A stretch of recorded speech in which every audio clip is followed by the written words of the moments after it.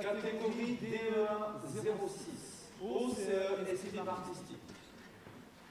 1436, un trésor oublié, un gardien veillant patiemment et l'intrus qui s'ignore. Le querelleur.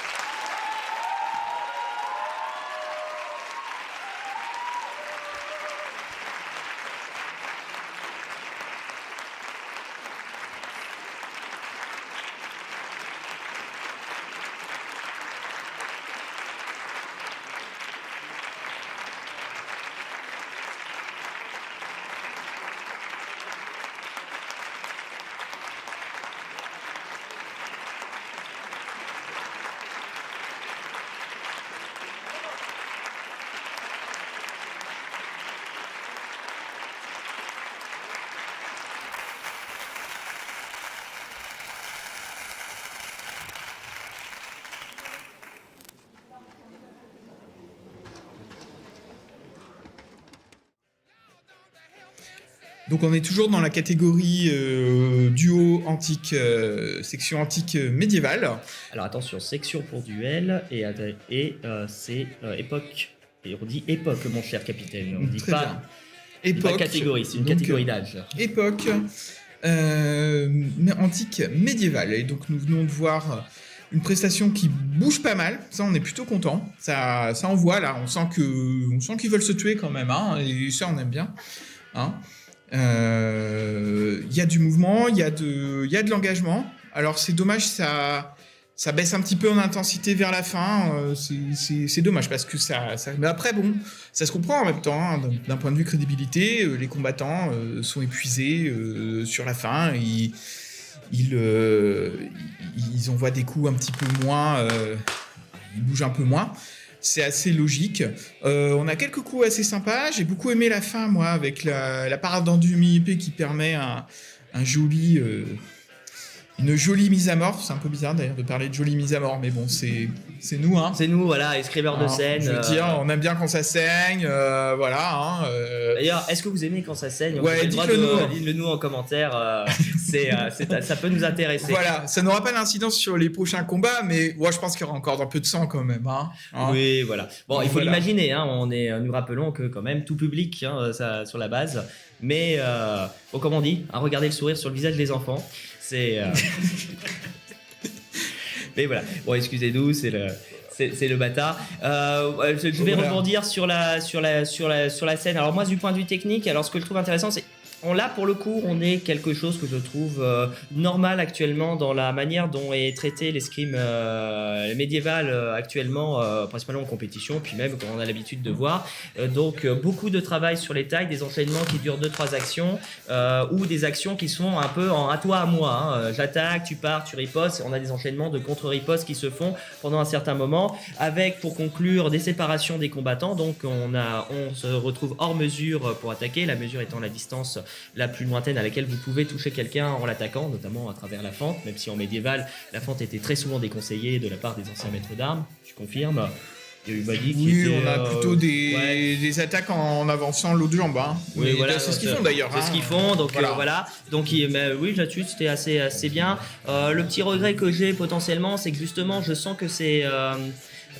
qu'ils ont un certain niveau quand même sur scène, hein. Comme on a dit, ils ont bien travaillé leur sujet. C'est pas des personnes qui ont découvert l'escrime il y a 2 mois, donc c'est dommage qu'ils n'aient pas un peu plus fait sur certaines actions, parce qu'ils ont fait un recherche de travail sur les gardes anciennes. Hein. J'ai vu la garde de la longue queue, la garde de la longue queue. Il y a eu des choses qui ont été faites.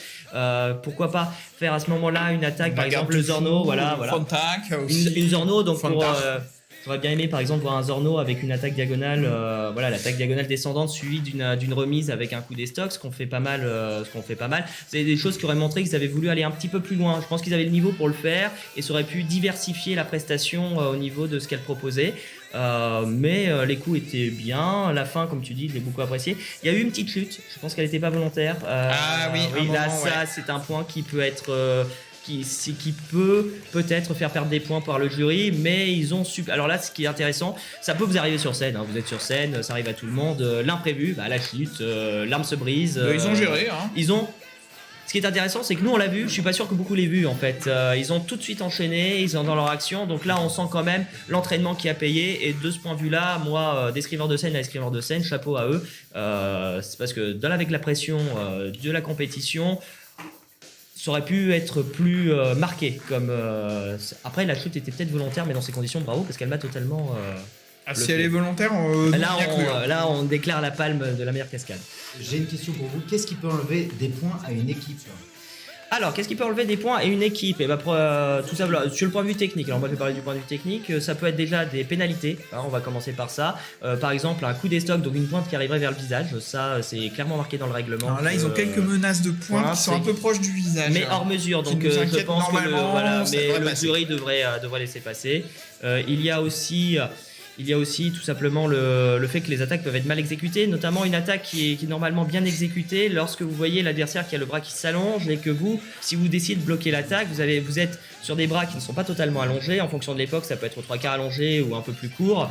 Et la première partie de votre arme, donc lorsque vous tenez votre arme, vous avez la première partie de la lame, c'est elle qui est censée encaisser le choc. Donc on appelle nous ça le fort. Et l'adversaire sur le bras allongé doit arriver, c'est la dernière partie de son arme, donc là où il y a la pointe et la fin de sa lame, qui doit arriver sur cette partie-là. Si ça c'est bien fait et dans un bon rythme, le jury considère que l'attaque est bonne. Si par contre sur votre attaque vous envoyez sans raison apparente et on se retrouve par exemple avec vous attaquez, c'est la première partie de votre lame, donc le fort près de votre poignet, qui se retrouve en contact avec la parade de l'adversaire sur son fort, s'il n'y a pas de raison, recharge le corps à corps, etc. Par contre le jury peut estimer que l'attaque est mal exécutée, donc vous perdez des points sur la technique naturellement. Oui, c'est-à-dire que c'est pas une pénalité, c'est le jury qui met moins de points. Voilà, les pénalités peuvent être diverses. On en reparlera de cette question tout à l'heure. Maintenant, place à la